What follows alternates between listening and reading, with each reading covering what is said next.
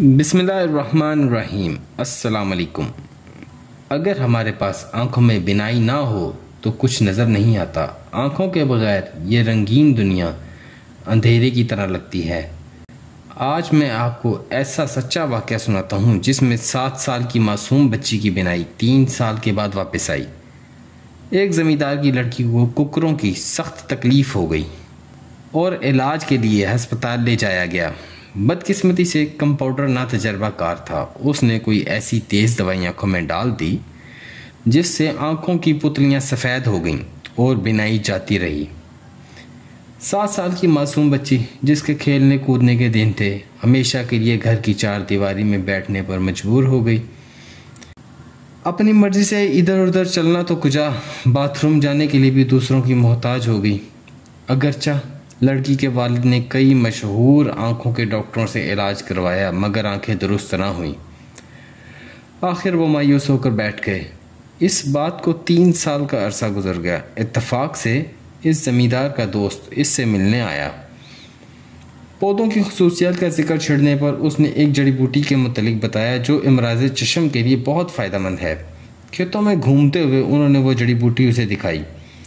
उस वक़्त उसे अपनी बेटी का ख्याल आया और उस ज़मींदार ने अपनी बेटी की आंखों का जिक्र किया।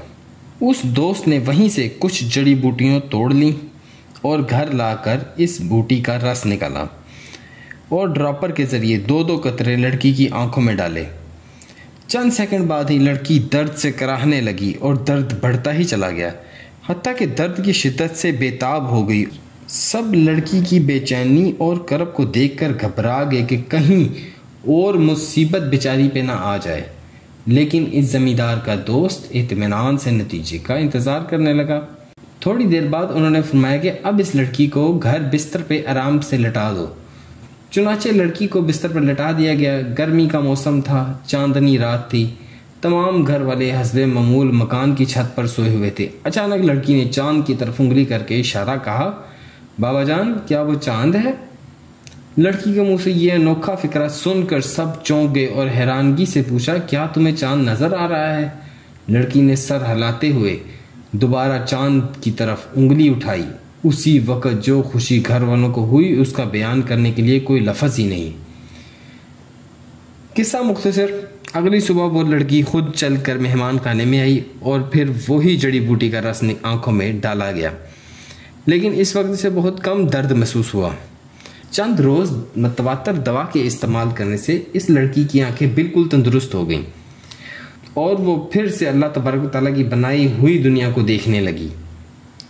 वो हैरत अंगेज़ बूटी जिसने 3 साल से अंधी लड़की को फिर से नूर बख्शा, इस जड़ी बूटी पर दुनिया भर में बेशुमार रिसर्चेस की जा रही हैं जो ये बात साबित करती हैं कि ये जड़ी बूटी आँखों के इमराज के साथ साथ और बहुत सी बीमारियों में फ़ायदेमंद है। ऐसे ही बेशुमार पौधों की तहकीक का सिलसिला मेडिकल प्लांट्स में डॉक्टर रेहान अली के साथ शुरू किया है। हमारा काम ऐसे पौधों को तलाश करना और इन्हें आप लोगों तक पहुंचाना है ताकि इंसानियत इससे माली व जिस्मानी फ़ायदे हासिल कर सके और अल्लाह तबारक व तआला की कुदरत का मुशाहिदा कर सके।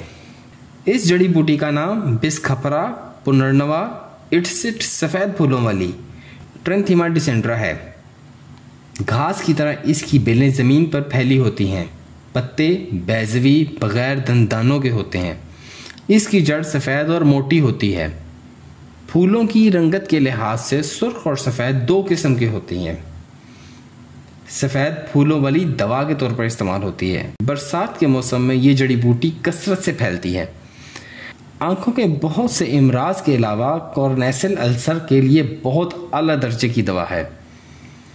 पेट में पानी भरना, यरकान, पेशाब के बंद होने में इसके पत्तों का पानी निकाल कर दिन में 3 मरतबा इस्तेमाल करवाते हैं। सीने में बलगम का होना, टीबी के लिए, माहवारी का कम होना, बच्चों के इमराज सोखा में, खांसी, दमा, पेट की गैस, मिर्गी, इसहाल, आधे सर का दर्द, जोड़ों का दर्द, अंधराता, खून की कमी के लिए बहुत ही आला दर्जे की जड़ी बूटी है। इसमें बेशुमार मिनरल्स भी मौजूद हैं, जिंक, कॉपर, आयरन वगैरह और बहुत सारे। इसको सब्जी के तौर पर भी पकाकर खाना बहुत मुफीद है। पाकिस्तान में 90% फार्मास्यूटिकल रॉ मटेरियल्स इंपोर्ट किया जाता है। अगर हम इस जड़ी बूटी को फार्मास्यूटिकल रॉ मटेरियल के तौर पर एक्सट्रैक्ट करें तो हम इस दवा को पाकिस्तान के साथ साथ पूरी दुनिया में बेचकर बहुत से रुपए कमा सकते हैं और अपनी मईशत को मजबूत बना सकते हैं। हमारे मुल्क में फार्मास्यूटिकल रॉ मटेरियल पर बहुत काम होना बाकी है। हुकूमत पाकिस्तान को चाहिए कि ऐसी जड़ी बूटियों पर आवाम को शऊर दें और जड़ी बूटियों को प्रोसेस करने वाली फैक्ट्रियां लगाने पर जोर दें। अगर आपको हमारी वीडियो पसंद आई है तो लाइक करें, शेयर करें और हमारे चैनल को सब्सक्राइब करें। दुआओं में याद रखें। अल्लाह हाफिज़।